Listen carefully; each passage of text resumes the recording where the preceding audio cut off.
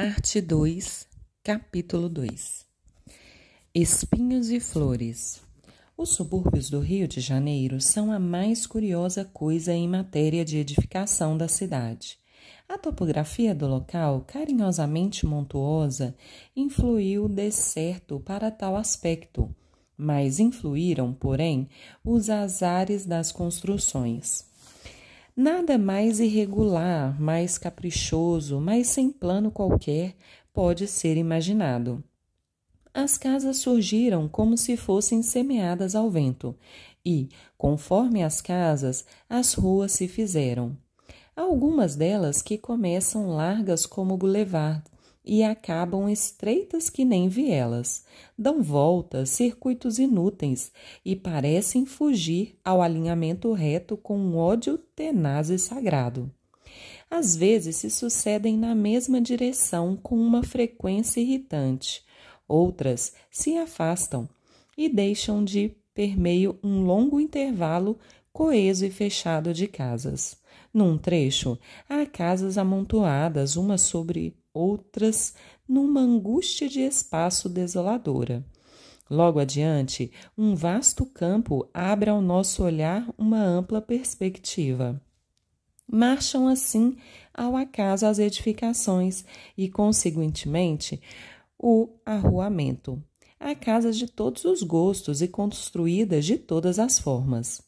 Vai-se por uma rua a ver um correr de chaletes, de porta e janela, parede de frontal, humildes e acanhados. De repente, se nos depara uma casa burguesa, dessas de compoteiras, na semalha rendilhada, a se erguer sobre um porão alto com mezaninos gradeados. Passada essa surpresa, olha-se acolá e dá-se com uma choupana de pau a pique, coberta de zinco ou mesmo palha, em torno da qual formiga uma população. Adiante é uma velha casa de roça, com varanda e colunas de estilo pouco classificável, que parece vexada e querer ocultar-se diante daquela onda de edifícios disparatados e novos. Não há nos nossos subúrbios coisa alguma que nos lembre os famosos das grandes cidades europeias. Com as suas vilas de ar repousado e satisfeito, as suas estradas e ruas macadamizadas e cuidadas, nem mesmo se encontram aqueles jardins, cuidadinhos, aparadinhos, penteados, porque os nossos, se os há, são em geral pobres, feios e desleixados. Os cuidados municipais também são variáveis e caprichosos. Às vezes, nas ruas, há passeios, em certas partes e outras não. Algumas vias de comunicação são calçadas e outras, da mesma importância, estão ainda em estado de natureza. Encontra-se aqui um pontilhão bem cuidado sobre o rio seco e passos além termos que atravessar um ribeirão sobre uma pinguela de trilhos mal juntos. Há pelas ruas damas elegantes com sedas e brocados, evitando a custo que a lama ou o pó lhes empanem o brilho do vestido. Há operários de tamancos, há peralvilhos à última moda, há mulheres de chita, e assim pela tarde, quando essa gente volta do trabalho ou do passeio, a mescla se faz numa mesma rua, num quarteirão, e quase sempre o mais bem posto não é que entra na melhor casa. Além disto, os subúrbios têm mais aspectos interessantes, sem falar no namoro epidêmico e no espiritismo endêmico. As casas de cômodos, quem as suporia lá, constituem um deles bem inédito. Casas que mal dariam para uma pequena família são divididas, subdivididas e os minúsculos aposentos assim obtidos, alugados à população miserável da cidade. Aí, nesses caixotinhos humanos, é que se encontra a fauna menos observada da nossa vida, sobre a qual a miséria paira com um rigor londrino. Não se podem imaginar profissões mais tristes e mais inopinadas da gente que habita tais caixinhas. Além dos serventes de repartições, contínuos de escritórios, podemos deparar velhas fabricantes de rendas de bilros, compradores de garrafas vazias, castradores de gatos, cães e galos, mandigueiros, catadores de ervas medicinais, enfim, uma variedade de profissões miseráveis que as nossas pequena e grande burguesias não podem adivinhar. Às vezes, nem um cubículo desses se amontoa uma família e há ocasiões em que os seus chefes vão a pé para a cidade por falta do níquel do trem. Ricardo Coração dos Outros morava em uma pobre casa de cômodos de um dos subúrbios. Não era das sórdidas, mas era uma casa de cômodos dos subúrbios. Desde anos que ele habitava e gostava da casa que ficava trepada sobre uma colina, olhando a janela do seu quarto para uma ampla extensão edificada que ia da Piedade a Todos os Santos. Vistos assim do alto, os subúrbios têm a sua graça. As casas pequeninas, pintadas de azul, de branco, de oca, engastadas nas comas verde-negras das mangueiras, tendo de permeio aqui e ali um coqueiro ou uma palmeira.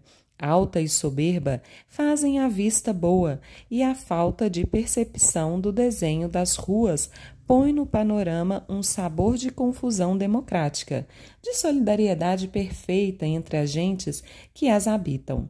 E o trem minúsculo, rápido, atravessa tudo aquilo, dobrando à esquerda, inclinando-se para a direita, muito flexível nas suas grandes vértebras de carros, como uma cobra entre pedrouços.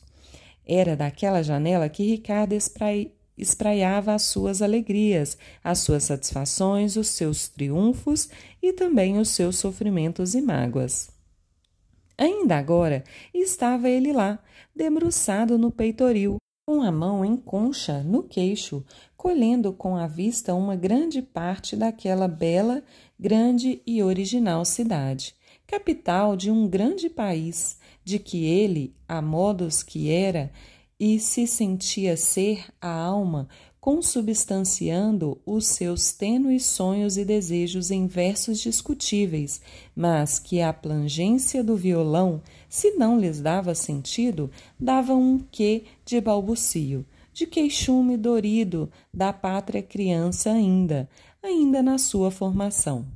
Em que pensava ele? Não pensava só. Sofria também. Aquele tal preto continuava na sua mania de querer fazer a modinha dizer alguma coisa, e tinha adeptos. Alguns já o citavam como rival dele, Ricardo. Outros já afirmavam que o tal rapaz deixava longe o coração dos outros.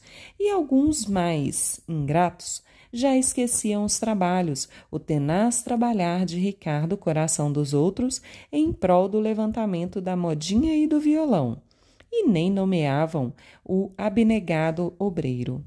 Com o olhar perdido, Ricardo lembrava-se de sua infância, daquela sua aldeia sertaneja, da casinha dos seus pais, com seu curral e o mugido dos vitelos. E o queijo? Aquele queijo tão substancial, tão forte, feio como aquela terra, mas feraz como ela, tanto que bastava comer dele uma pequena fatia para se sentir almoçado. E as festas? Saudades! E o violão, como aprendeu? O meu mestre, o Maneco Borges, não lhe predissera o futuro. Irás longe, Ricardo, a viola quer teu coração.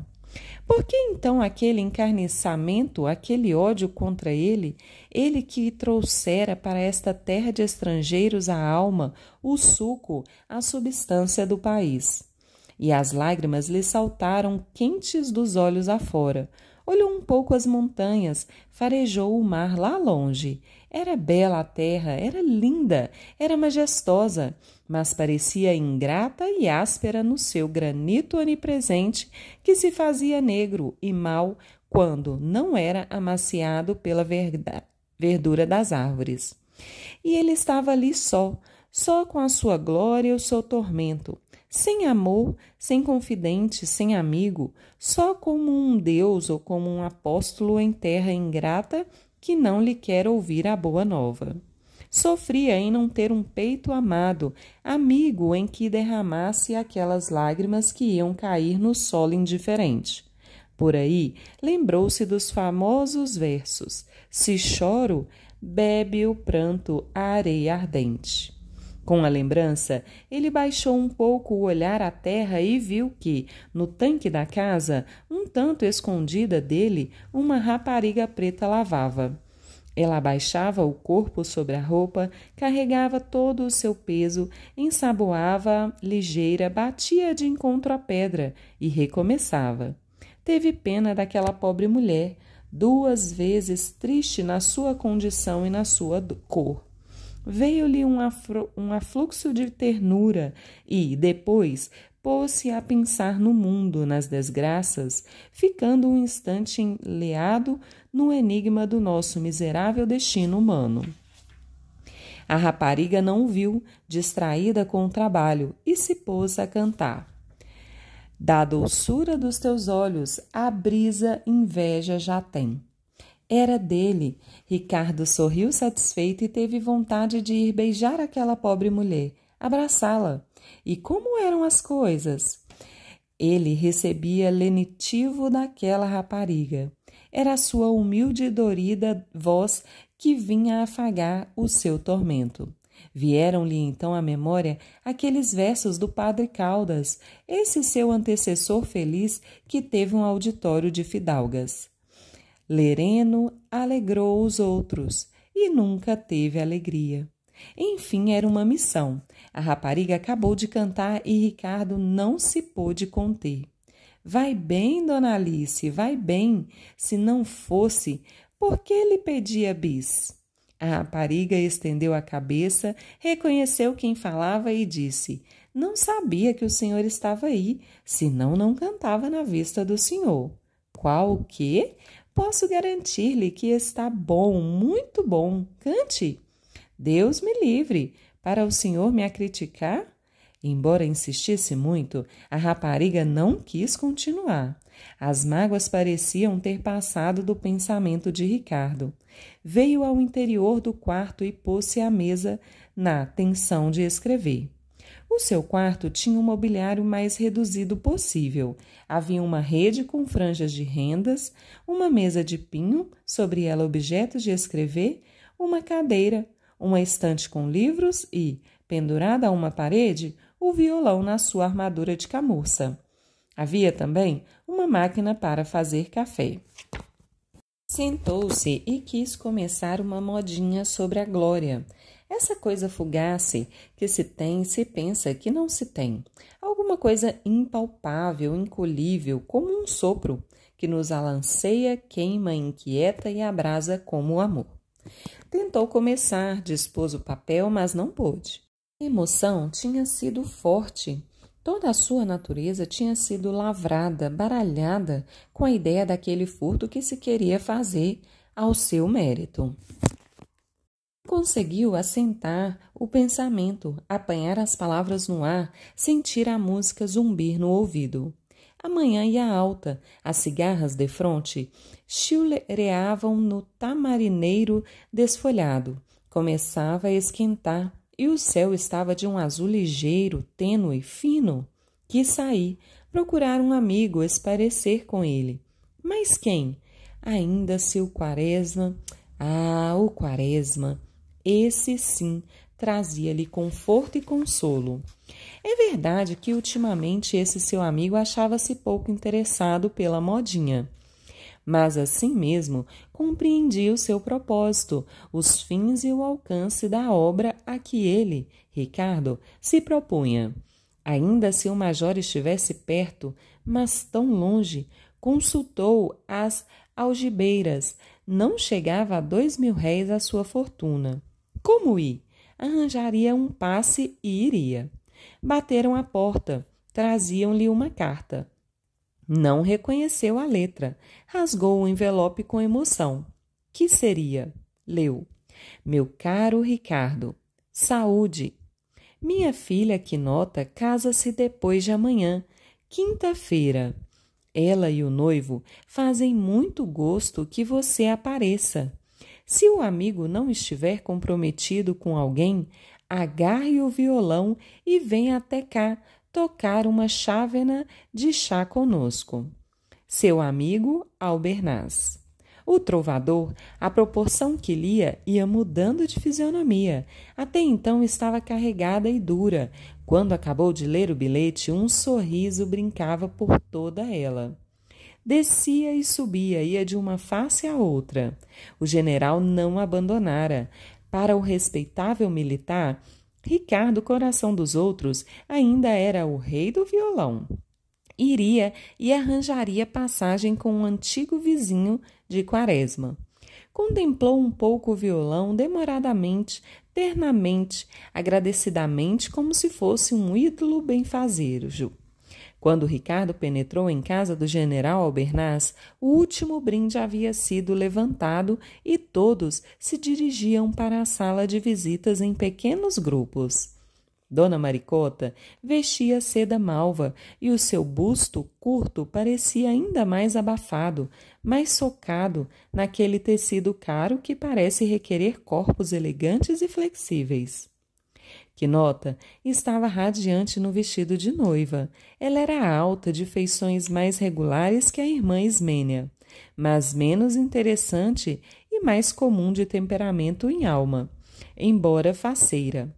Lalá, a terceira filha do general, que já se ajeitava à moça, tinha muito pó de arroz e estava sempre a consertar o penteado e o sorrir para o tenente Fontes. Um casamento bem cotado e esperado. Genelício dava o braço à noiva, encasacado numa casaca mal talhada, que punha bem à mostra a sua bigosidade, e caminhava todo atrapalhado nos aposentos sapatos de verniz. Ricardo não os viu passar, pois, ao entrar, a fila estava no general, metido num segundo uniforme dos grandes dias, que lhe ia mal como a farda de um guarda nacional endomingado.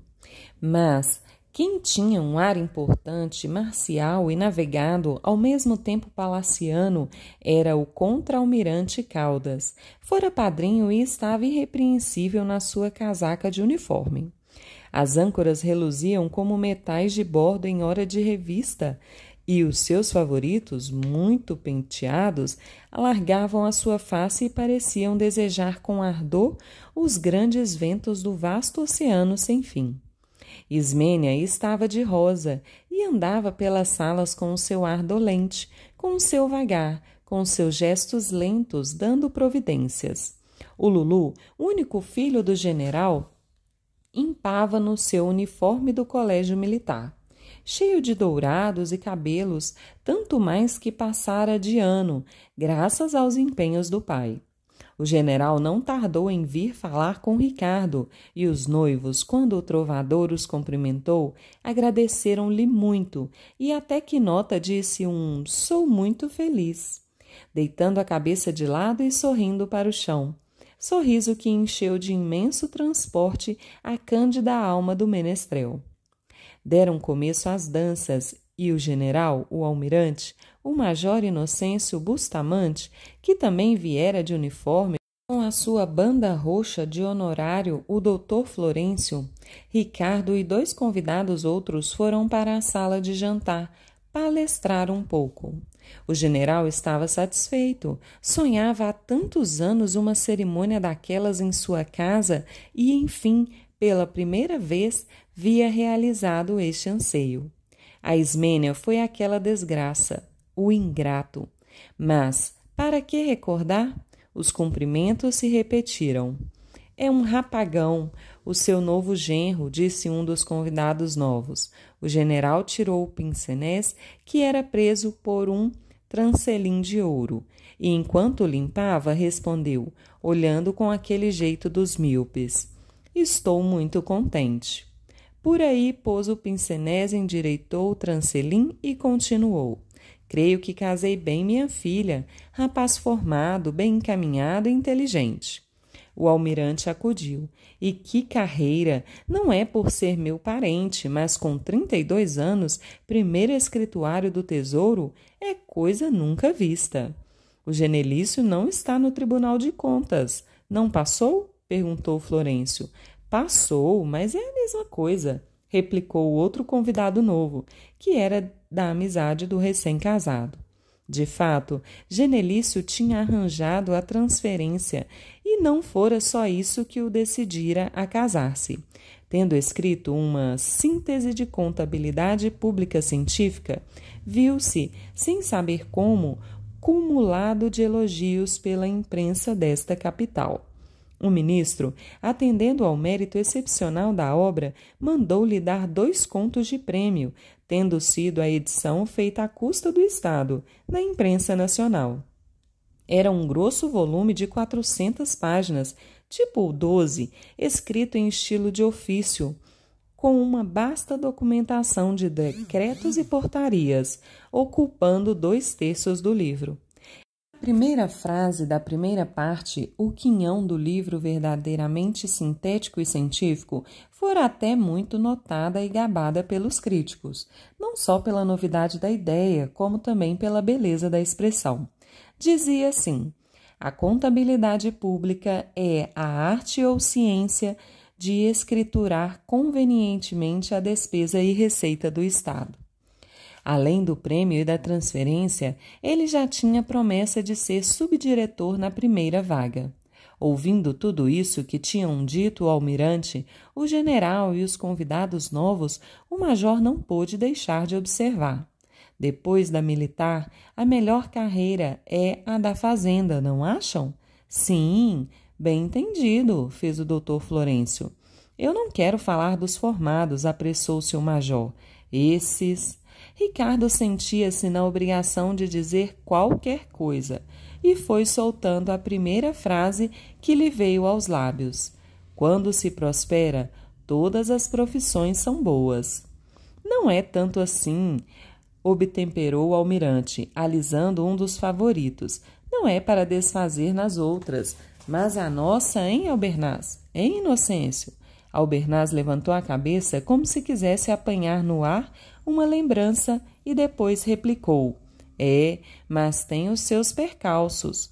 Quando se está numa atrapalhada, fogo daqui, tiro dali, morre um, grita outro, como em Curupaiti. Então, o senhor esteve lá, general? Perguntou o convidado amigo de Genelício. Não estive, adoeci e vim para o Brasil. Mas o camisão, não imaginam o que foi. Você sabe, não é, Inocêncio? Se estive lá. Polidoro tinha ordem de atacar Salce, Flores à esquerda, e nós caímos sobre os paraguaios. Mas os malandros estavam bem entrincheirados, tinham aproveitado o tempo. Foi seu Mitre, disse Inocêncio. Foi. Atacamos com fúria. Era um ribombar de canhões que metia medo. Bala por todo o canto. Os homens morriam como moscas. Um inferno. Quem venceu? Perguntou um dos convidados novos. Todos se entreolharam admirados, exceto o general que julgava a sabedoria do Paraguai excepcional. Foram os paraguaios, isto é, repeliram o nosso ataque. É por isso que eu digo que a nossa profissão é bela, mas tem as suas coisas. Isso não quer dizer nada. Também na passagem de Humaitá. Ia dizendo ao almirante: o senhor estava a bordo? Não, eu fui mais tarde.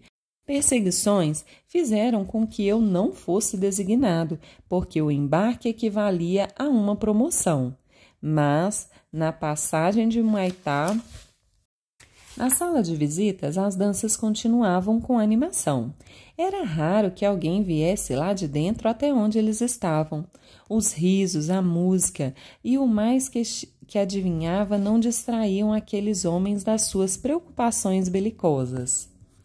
O general, o almirante e o major enchiam de pasmo aqueles burgueses pacíficos, contando batalhas em que não estiveram e pugnas valorosas que não pelejaram. Não há como um cidadão pacato, bem comido, tendo tomado alguns vinhos generosos para apreciar as narrações de guerra. Ele só vê a parte pitoresca, a parte, por assim dizer, espiritual das batalhas, dos encontros, dos tiros, são os de salva e se matam é coisa de somenos.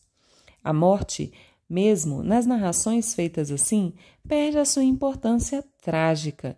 3.000 mortos só. De resto, contadas pelo general Albernaz, que nunca tinha visto a guerra, a coisa ficava edulcorada.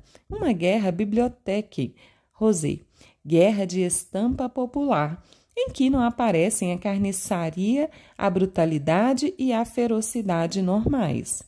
Estavam Ricardo, o doutor Florêncio, o exato empregado como engenheiro das águas, aqueles 2 recentes conhecimentos de Albernaz, embevecidos, boquiabertos e invejosos, diante das proezas imaginárias daqueles 3 militares, um honorário, talvez o menos pacífico dos 3, o único que tivesse mesmo tomado parte em alguma coisa guerreira. Quando Dona Maricota chegou, sempre diligente, altiva, dando movimento e vida às festas, era mais moça que o marido. Tinha ainda inteiramente pretos os cabelos na sua cabeça pequena, que contrastava tanto com o seu corpo enorme. Ela vinha ofegante e dirigiu-se ao marido. Então, Chico, que é isso? Ficam aí e eu que faço sala? Que anime as moças? Para a sala, todos. Já vamos, Dona Maricota, disse alguém. Não, fez com rapidez a dona da casa. É já. Vamos? Seu Caldas, seu Ricardo, os senhores. E foi empurrando um a um pelo ombro. Depressa, depressa, que a filha do Lemos vai cantar. E depois é o senhor, está ouvindo, seu Ricardo? Pois não, minha senhora, é uma ordem. E foram. No caminho, o general parou um pouco, chegou-se ao coração dos outros e perguntou: diga-me uma coisa, como vai o nosso amigo Quaresma? Vai bem. Tem-lhe escrito? Às vezes. Eu queria, general. O general suspendeu a cabeça, levantou um pouco o pincenez que começava a cair e perguntou: o quê? Ricardo ficou intimidado com o ar marcial com que Albernaz lhe fez a pergunta. Depois de uma ligeira hesitação, respondeu de um jato, com medo de perder as palavras. Eu queria que o senhor me arranjasse uma passagem, um passe, para ir vê-lo. O general esteve uns instantes de cabeça baixa, coçou o cabelo e disse: isso é difícil, mas você aparece lá, na repartição, amanhã. E continuaram a andar. Ainda andando, o coração dos outros acrescentou: estou com saudades dele. Depois tenho certos desgostos. O senhor sabe, um homem que tem nome. Vá lá amanhã. Dona Maricota apareceu na frente e falou agastada: vocês não vêm? Já vamos, fez o general. E depois, dirigindo-se a Ricardo, ajuntou: aquele Quaresma podia estar bem, mas foi meter-se com livros. É isto. Eu, há bem 40 anos, que não pego em livro. Chegaram à sala. Era vasta. Tinha 2 grandes retratos em pesadas molduras douradas, furiosos retratos a óleo de Albernaz e da mulher. Um espelho oval e alguns quadrinhos, e a decoração estava completa. Da mobília não se pode julgar. Tinha sido retirada para dar mais espaço aos dançantes. A noiva e o noivo estavam no sofá, sentados a presidir a festa. Havia um ou outro decote, poucas casacas, algumas sobrecasacas e muitos fraques. Por entre as cortinas de uma janela, Ricardo pôde ver a rua. A calçada defronte estava cheia. A casa era alta e tinha jardim. Só de lá os curiosos, os serenos, podiam ver alguma coisa da festa. Lalá, no vão de uma sacada, conversava com o tenente Fontes. O general contemplou-os e abençoou-os com um olhar aprovador. A moça, a famosa filha do Lemos, dispôs-se a cantar. Foi ao piano, colocou a partitura e começou. Era uma romanza italiana que ela cantou com a perfeição e o mau gosto de uma moça bem educada. Acabou. Palmas gerais, mas frias, soaram. O doutor Florencio, que ficara atrás do general, comentou: tem uma bela voz essa moça. Quem é? É a filha do Lemos, o doutor Lemos da Higiene, respondeu o general. Canta muito bem. Está no último ano do conservatório, observou ainda Albernaz. Chegou a vez de Ricardo. Ele ocupou um canto da sala, agarrou o violão, afinou, correu a escala. Em seguida, tomou o ar trágico de quem vai representar o épico rei e falou com voz grossa. Senhoritas, senhores e senhoras. Concertou a voz e continuou. Vou cantar Os Teus Braços, modinha da minha composição, música e versos. É uma composição terna, decente de uma poesia exaltada. Seus olhos, por aí, quase lhe saíam das órbitas. Emendou. Espero que nenhum ruído se ouça, porque senão a inspiração se evola. É o violão um instrumento muito, muito delicado. Bem, a atenção era geral. Deu começo. Principiou brando, gemebundo, macio e longo, como um soluço de onda. Depois, houve uma parte rápida, saltitante, em que o violão estalava. Alternando um andamento e outro, a modinha acabou. Aquilo tinha ido ao fundo de todos, tinha sacudido ao sonho das moças e aos desejos dos homens. As palmas foram ininterruptas. O general abraçou, Genelício levantou-se e deu-lhe a mão. Quinota, no seu imaculado vestido de noiva, também. Para fugir aos cumprimentos, Ricardo correu à sala de jantar. No corredor chamavam-no. Senhor Ricardo, volte-se. Que ordena, minha senhora? Era uma moça que lhe pedia uma cópia da modinha. Não se esqueça, dizia ela com meiguice. Não se esqueça. Gosto tanto das suas modinhas, são tão ternas, tão delicadas. Olhe, dê aqui a Ismênia para me entregar. A noiva de Cavalcante aproximava-se e, ouvindo falar em seu nome, perguntou: que é, Dulce? A outra explicou-lhe. Ela aceitou a incumbência e, por sua vez, perguntou a Ricardo com a sua voz dolente: Seu Ricardo, quando é que o senhor pretende estar com Dona Adelaide? Depois de amanhã, espero eu. Vai lá? Vou. Pois então diga-lhe que me escreva. Eu queria tanto receber uma carta.